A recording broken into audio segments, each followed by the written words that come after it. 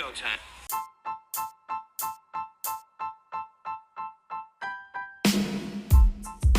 The boys are back. That's right, Florida Man Sports is here with another exciting episode. So just sit back, relax, and enjoy the ride. This is Florida Man Sports.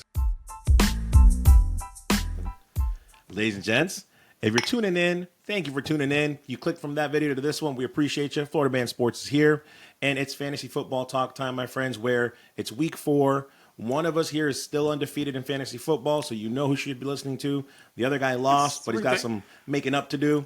That's okay. That's okay. We're your source for fantasy sports. Okay. You want to sit here. He wants to call me out for losing. Okay, I'm fine. Top 3 in scoring this week, but of course I play the guy who's in number 1. So like number 1, number 2, number 3. This week. I scored 173 points this week. By half a point. Anyway, top 3, but I faced one. That's how it happens. Listen, folks. The point is here. He's subpar. Okay, I'm the best. Nevertheless, it's still waiver wire pickup time, Johnny Cinco. Okay. Give him 1, give him 3, give him whatever you want, but give him the most important person in your opinion in the waiver wire.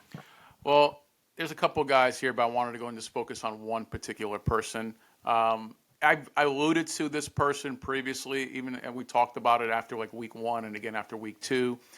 For me, it's Bucky Irving. Bucky Irving, who's the RB2 for the Tampa Bay Buccaneers, has outshined White every single game. Every game he's outrushed him. This is why you lost this week. This is terrible. Okay, Bucky Irving has outrushed White every single game. Coach Bowles already had said that moving forward, he's going to get more touches because he is going to go ahead and get the ball more. Do not be surprised by mid-season that Bucky is going to take over as RB1. Okay. But still, if he's available, I think he's only on 30% of rosters right now on ESPN. So he's available. He's available on most lineups here. So pick up Bucky Irving. He's there. He's a number 1 waiver wire guy. Okay, so and I'm gonna have my producer fact check this because he's not available. He's 36% of teams. Here's the bottom line, folks. When we're talking about waiver wire pickup, it's somebody that you're going to be able to start this week. And while Bucky Irving, Johnny, I'll give you that Bucky Irving is the better running back so far this season. He's not a must start this week because the problem with the Bucs is that they don't have a running game. So the fact that White is doing so much better, that Bucky is doing so much better than White is irrelevant when they're not getting more than 60 yards. They're not even getting 50 yards rushing. So it's irrelevant to start him this week. You're making my point. You're telling me to start Bucky Irving this week against the Philadelphia Eagles. That's what you're advising people to do. No wonder you lost this week. What I'm telling you, Chris, it's the Buccaneers. They're still focused on White being the RB1. Bowles is going to start switching it to Bucky being the RB1. This week. It's not this week. Going to be this week because they're going to. Maybe that's a stasher. Maybe you stash Bucky. They're going to need all the help they can get to beat the Eagles. They're not going to beat the Eagles with White being their primary back. You can maybe stash them, but you're not going to play him this week. Now, listen, folks. Here's somebody that you need to depending on who you have. Yes, you do. Here's your waiver wire pickup. Are you happy with your quarterback? Is your quarterback maybe not giving you everything you wanted him to give you? Or is he still injured? You never know. Is Love going to play this week? Nobody knows. Here's what you do know. Will Levis. He's rostered in 6% of ESPN leagues. Rostered in 6%. And the sophomore slump is going to end at least for 1 game. So if you need a quarterback to give you 20 plus points, we're going to go back this next week episode and be like, Dan Christian, you were right. It's Will Levis. Pick him up if you need a quarterback, even if it's just for this week. This is the week to play him. If he's not going to do it with the secondary that the Dolphins are offering, they're going to be closing out the box. If he's not going to be doing it then it's not going to happen. So Will Levis this week, you're welcome. You can thank me later. Do you have anybody else on the waiver wire pickup you want to throw out? Well, I was gonna. If you're talking about quarterbacks, Sam Darnold is still available. He was available last week. You're gonna pick him up. He's killing it right now. So he's available about 50% of all. He's rostered. So he's available if you have him, depending where. But everybody's gonna be looking to pick up this guy here. So while Will Levis not Will Levis. Will Levis is. Don't do the point. But Will Levis is a good pickup for this particular week. I like the matchup. Sam Darnold's a pickup if he's available for the rest of the season. Wow. Slow down on that. Well, TBD. I know the Vikings are doing well. Okay. Let's talk a little bit about stardom, sit-em now, folks. Johnny Cinco, I'm going to give you 3 guys. I'm just going to, off the top of my head, I'm just going to give them to you. I'm just randomly coming up with these names. Of course. Yes. And you tell me whether you start them or sit them, and you better give the folks a good reason whether to start them or sit them. Let's start with Tyreek Hill with the Dolphins. The quarterback situation that everybody knows about. He has struggled these last couple games. Do you start him or do you sit him? Well, somebody who is a simple mind, like my counterpart here, will look at this and say Hill for just about everybody was their first round draft pick. So you're looking at that, you're like, there's no way week 4 you sit down your first round draft pick. This is where I'm going to tell you do sit him, okay? Because this Miami Dolphins offense is not just relying on Skylar Thompson, who's a terrible backup. He's not going to play this week. He has a chest injury. Their practice squad player is going to play. So Hill's primary threat is the deep threat. He's leads the league in 80-yard plus receptions. You're not getting that from your third string. If this is Waddle or somebody else, I say no, keep him in there because those are the slot receivers that are going to go ahead and get the little dump passes and go. That's not Hill's game. So Hill, who got you 7 points last week off with Skylar Thompson, you're going to get the same type of production with a third string quarterback. So I can't believe I'm saying this. You don't trade Hill. You wait it out. You're not going to get value back from Hill, but you go ahead.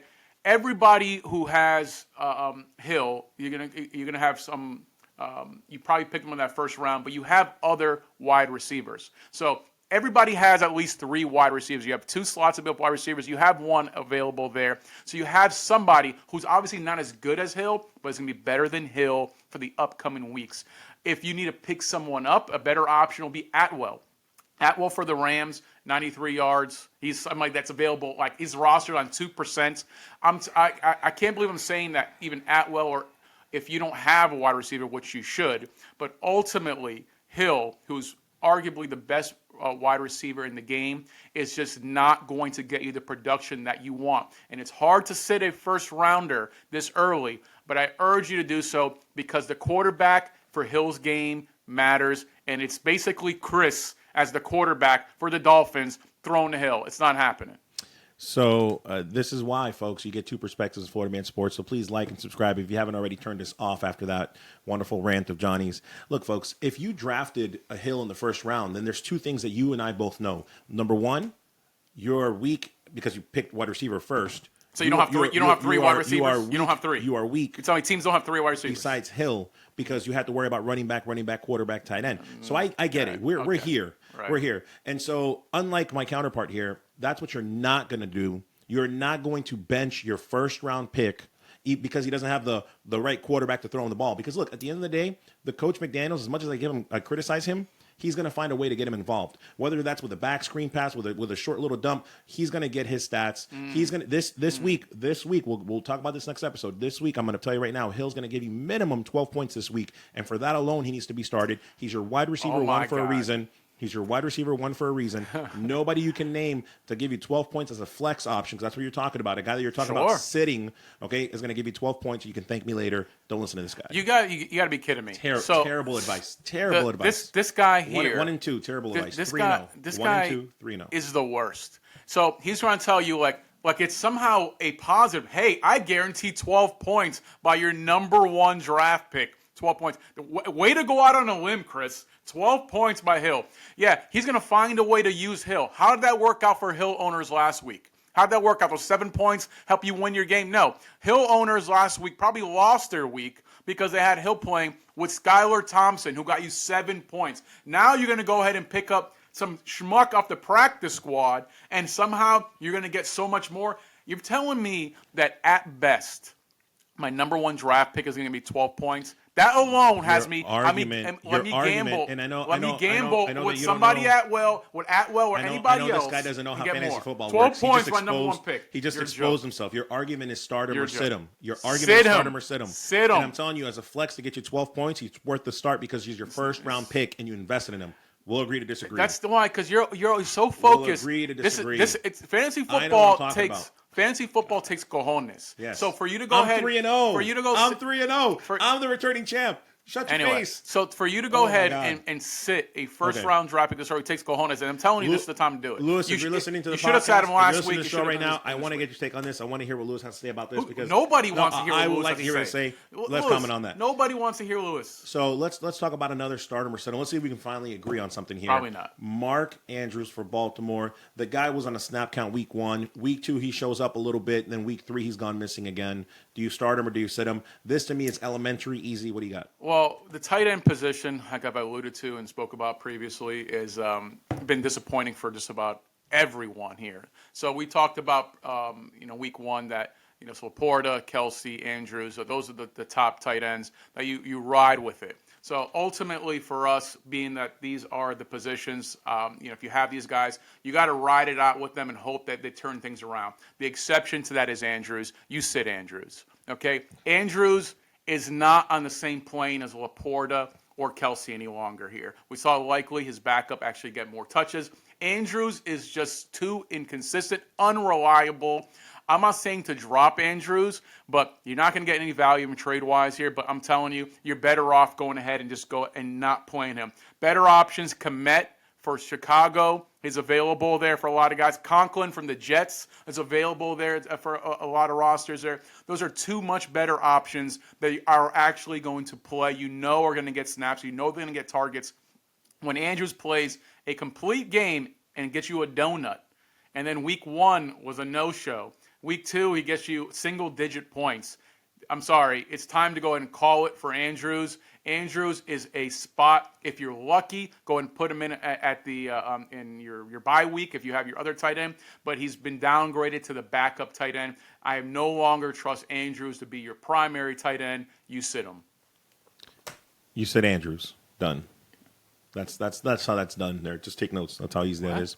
And look, folks, to Johnny's point, when you're talking, what are you talking about? When you're talking about somebody that you may need as a backup, to your point, I'll give you somebody else too. McBride is in concussion protocol for the Cardinals, and more than likely with concussion protocol, you're going to be out. If he is out, Elijah Higgins, he's giving you 5 points on average right now. Now he becomes tight end 1. So look out for Elijah Higgins if McBride is out. But yes, Johnny, of course, Andrews, you sit him out. And I will agree with you on this. You don't cut him. You got to wait and see. The Ravens are still figuring themselves out offensively. They're trying to win back-to-back games. So once they get into consistent winning, then I'll go ahead and look at maybe cutting him or trying to trade him depending on what. But for now, you're right. Definitely sit him, but don't cut him. I'm looking for back-to-back good weeks from Andrews just to trade him. Sure. I'm sorry, I can't rely on that guy for the season. So 1 week isn't going to get you that trade. He has a back-to-back. Now people are thinking maybe he's back. Get rid of him. You get back-to-back good weeks from Andrews. Time to move on from him and trade him. Well, look, folks, this is Florida Man Sports. I love our comments and questions that we get coming in from the fans. I really do. This one to me is a head scratcher, but we still love the fans. Somebody wants to know, Johnny, about Jordan Love, whether you start him or sit him this week because he is. And I don't. Here's why I don't like him as a starter or sit him right now. Number one, why? Number one, it's still a question mark that he's going to play. Okay, well, we're obviously under the assumption that he's going to play. Let's assume we'll waste it on the fans. That's fine. Jordan Love, start him or sit him. More than likely. Because my co-host is a moron. I understand that they didn't put him on the IR. So you put him on the IR, guaranteed 4 weeks. So he's missed 3 weeks. So he's more than likely going to play. If he wasn't, they would have put him on IR and get a roster spot. They didn't. They work in this night. So more than likely, Jordan Love is going to play. The question is, okay, if he's going to play, there's a lot of Jordan Love owners who had him. And then they had to put him on IR. They're scrambling. Now can I put my starting quarterback back in that slot? The answer for me is no, because of who they're facing. If he's playing, they're facing the Minnesota. Minnesota's the best, arguably the best defense in football right now. So bringing him back, while I'm a big Jordan Love fan, I think he's going to do well in the season once he comes back healthy. It's not the right time to go ahead and do so against Minnesota. So if you have Jordan Love, whether he's going to come back or not, you keep him on the bench. Playing Minnesota. Nobody wants Minnesota right now. Minnesota's look great against every single team. One of 4 teams that are undefeated.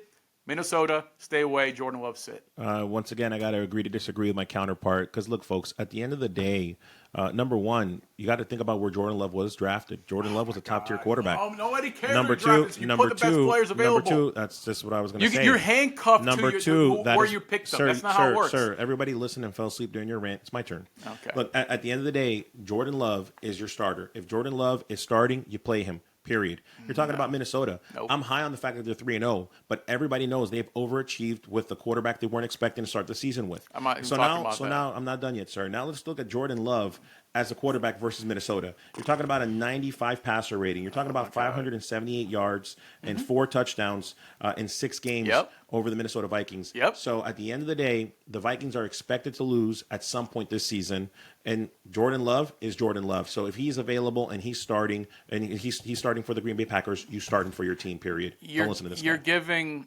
stats from like the last 3 seasons. I know numbers hurt you. I know numbers hurt you. Let me go ahead and feed you the stats for Jordan Love, or he was a full-time starter last year. Yeah. So full-time starter last year, and it's like, okay, the year before he came in. So you have a couple seasons. This is a completely different Minnesota Vikings team. I'm going to remember this for next week's episode. Hill and Love. I said stardom, and I said completely different Vikings team than last year or the year before or the year before that. I don't know if you've watched football or not, Chris, but this Minnesota Vikings team, this defense is not the same defense that Packers and Jordan Love faced last year or the year before. They're not going undefeated. They're not winning any Super Bowl. Who's saying they that? may not even make the playoffs at 3-0. Okay, sure. Anyway, but let's Chris. Let me go and give you stats from 1997 to justify why they're going to win this week. You're ridiculous. People ask you questions, Johnny. They ask you questions, but they want me to answer them. Just so you know that. So you're welcome. Is that what that is? What's the click? What's with the click?